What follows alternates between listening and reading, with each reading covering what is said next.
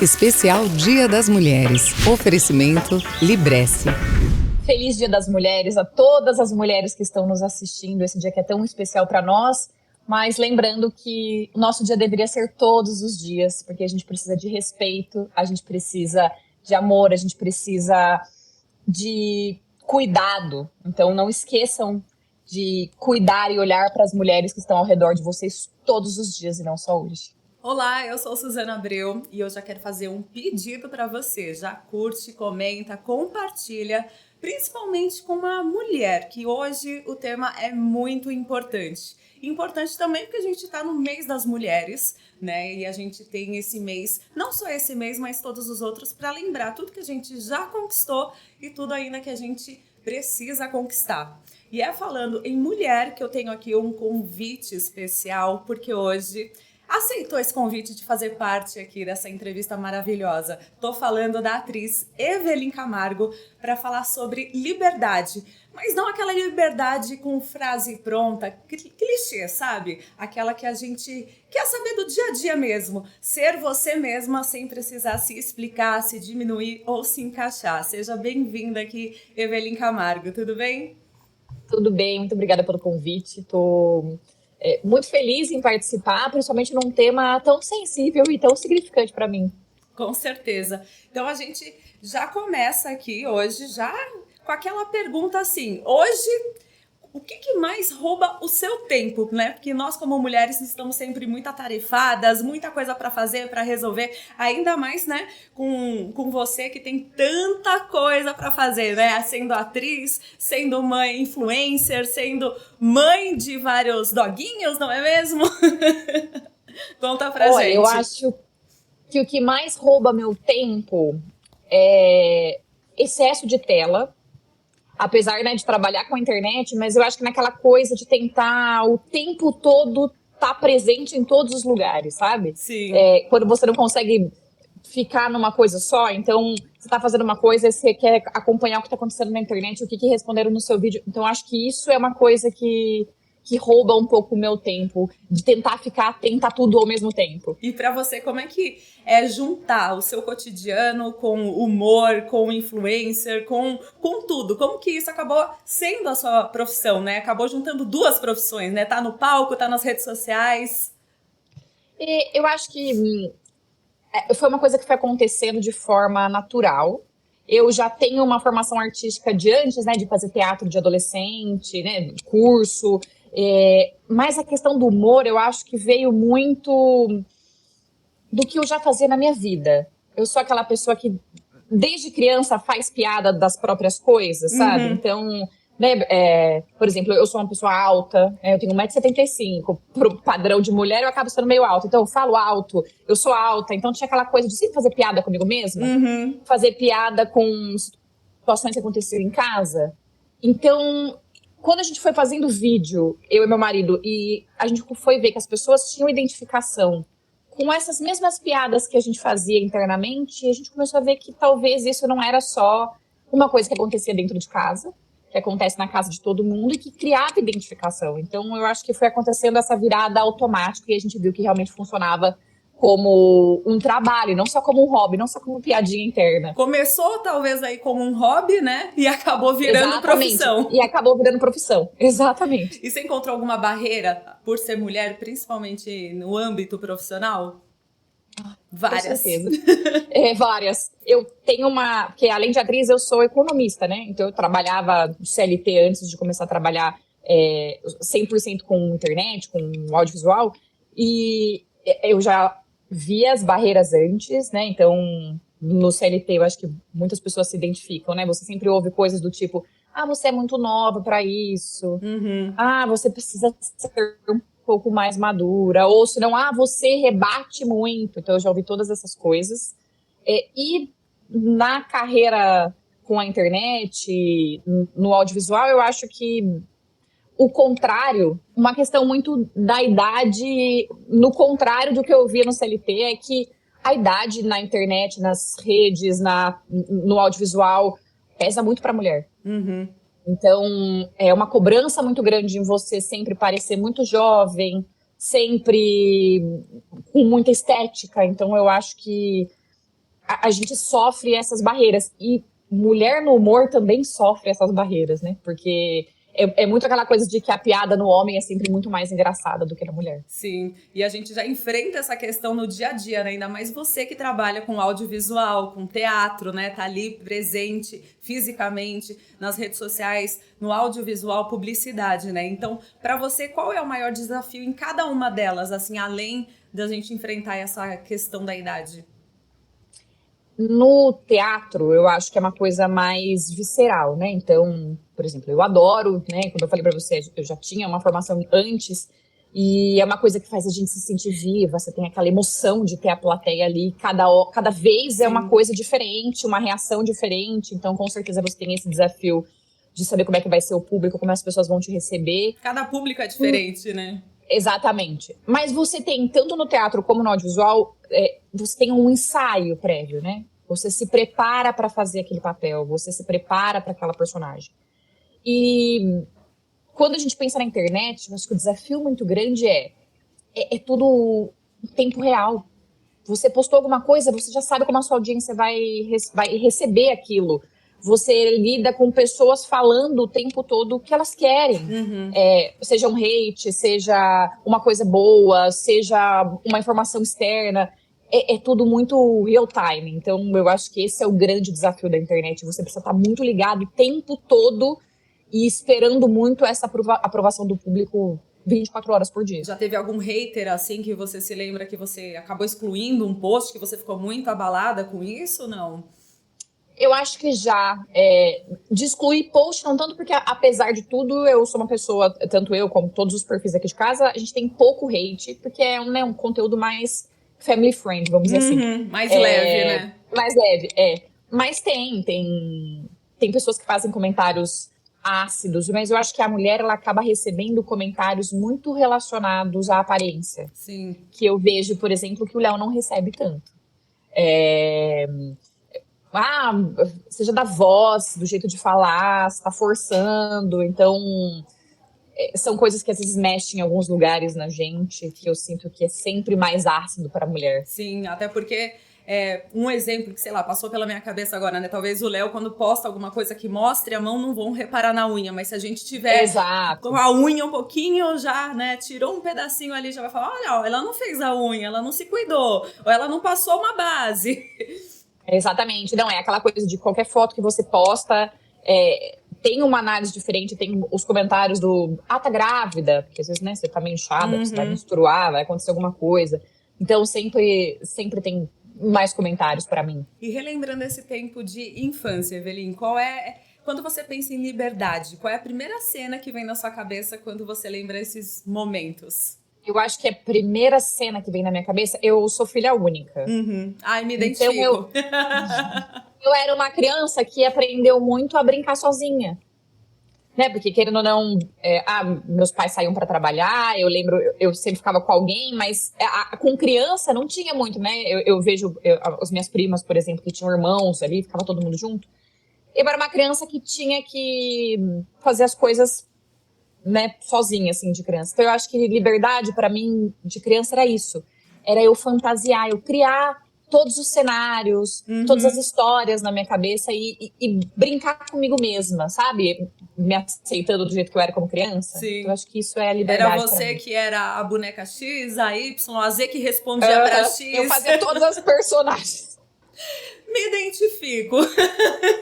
Fiz teatro também, então me identifico bastante, porque acho que desde pequenininha a gente vai criando histórias sozinhos, porque eu também não tinha ninguém pra brincar, então era bem isso. Mas em algum momento da sua vida, você escondeu algum talento, assim, ou alguma forma de ser por conta da sociedade pra poder se enquadrar? Aquela pergunta típica, né? Você passou tempo demais se escondendo até para agradar os outros, ou, não sei, na parte da internet para agradar, ou sempre você foi você mesma? Com certeza. Como eu já comentei antes, né, eu falo alto, eu tenho sotaque do interior, então você fica tentando se moldar numa coisa de falar mais baixo, de tentar neutralizar um pouco o sotaque. Ou tentar se igualar com as pessoas que você tá convivendo, né? Não, ela age assim, eu vou acho que eu vou fazer assim. Exatamente. E principalmente quando você está num ambiente que tem muitos homens, por exemplo, como é o meio corporativo, você tentar ser mais firme para ter uma validação, porque eu acho que a mulher ouve muito isso, né? De que você não é firme o suficiente, ou você é muito amorosa para falar com as pessoas, então você tem que se colocar num papel de mulher mais firme para ser validada. Então, com certeza, eu já fiz bastante isso para me enquadrar. E você aprendeu a gostar alguma coisa em você depois de adulta que antes você criticava bastante? Com certeza. Emocionalmente falando, eu acho que a intensidade. Eu sou uma pessoa intensa, que faz relações de forma muito fácil, então eu converso com todo mundo, falo bastante. E que antes tinha essa coisa de ficar mais polida, sabe? E agora eu acho que isso é o meu ponto forte também. Eu tenho que usar, tanto que nas redes sociais a gente precisa se expor o tempo todo. Eu não preciso me esconder. Então, acho que isso foi algo que eu aprendi a valorizar em mim como um ponto positivo. E você pode ser você mesma nas redes sociais. Exatamente. Né? E tem algum pensamento ou hábito que antes você largou porque você falou, não, pera, isso daqui não tá me fazendo bem, eu vou mudar?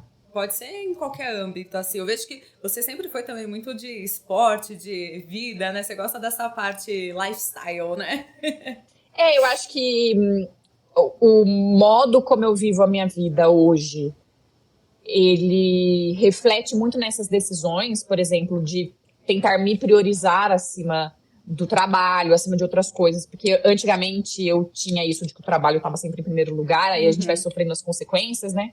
Então, tentar sempre ter um tempo para eu fazer um exercício físico, para eu tentar ter uma refeição legal, para eu parar e fazer uma coisa que eu gosto. Eu acho que esse é um ponto, mas algo que eu ainda estou trabalhando muito na terapia é sobre tentar não agradar todo mundo o tempo todo. Não que dá, na internet né? é impossível. A vida já é impossível. Na internet é mais ainda, porque você recebe informação de todos os lados. Então, eu venho trabalhando nisso para tentar seguir sem precisar agradar todo mundo o tempo todo. Sim, a gente tem que ter esse pensamento mesmo, porque é impossível, nunca vai dar, né? E Evelyn Camargo, a gente quer saber qual o momento que você acha que a sua voz dá mais força, dá mais gás, é mais forte? Eu dou a minha voz. Eu acho que sempre quando eu tenho propriedade naquilo que eu tô falando, seja porque eu tenha estudado o assunto, eu sou uma pessoa que quando eu gosto de um assunto, eu estudo, eu quero entender sobre, vou fazer um curso, então... Pode falar, desculpa. Tá, imagina. Quando eu tenho propriedade, profundidade para falar do assunto, ou quando eu já vivi esse assunto. Então, acho que são duas formas que eu me sinto muito à vontade para falar sobre. Porque eu sei que eu consigo explicar para outra pessoa, que eu consigo passar o meu conhecimento. Então, aí eu sinto propriedade para falar, sabe? Você teve eu a me sinto vivência, bastante né? à vontade. Teve... Exatamente. E agora a gente quer saber, das negativas da vida, qual foi um não que você teve que falar, mesmo que por mais que tivesse ali, não quero falar não, mas vai ser necessário? Você lembra de alguma ocasião, algum momento, alguma situação? Que aquele não foi super importante? Todos os nãos que eu falo relacionado ao trabalho, por exemplo, para alguma marca que quer trabalhar comigo e às vezes é um valor até considerável, mas que não tem muito fit com o que eu falo, com o que eu acredito. Eu acho que esse não, ele constrói algo a médio prazo, a longo prazo, que é muito importante para mim. Que é construir quem eu sou, as coisas que eu acredito.